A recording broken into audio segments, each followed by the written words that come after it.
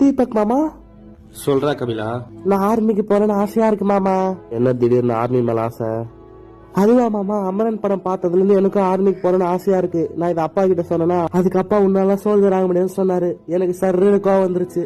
அப்புறம் பொறுமையா உட்காந்து யோசிச்சு பார்த்தனா, அவர் சொன்னது கரெக்ட் தான். நான் சோல்ஜர் எல்லாம் கிடையாது, நான் ஒரு அழகான தேவதை. அழகா இருக்கனா?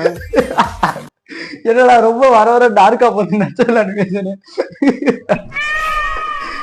அவன் வேற ஏதாவது சொல்ல வரான்னு நினைச்சா கடைசி தேவதன் பாத்தியா, எனக்கு வேற எங்கேயோ மைண்ட் போகுது. நீங்க பாக்குற இந்த மீன் தமிழ் பேசுது அப்படின்னு சொன்னா நீங்க நம்புவீங்களா? ஆமாங்க, அந்த மீன் வந்து சுத்தி உள்ளவங்க எல்லாம் தமிழ்ல சொல்லி கொடுக்காங்க. சொல்லி கொடுக்க அது எப்படி பேசுது அப்படின்னு சொல்லி இந்த வீடியோல பாருங்க.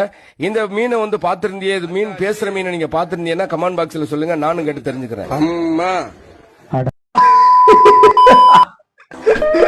அடியாவே பண்றீங்கடா டேய், ஏன்டா இப்படிலாம் எடிட் பண்றீங்க? சும்மாவே இருக்க மாட்டாங்க இவங்க. என்டர்டெய்னா தான் இருக்கு.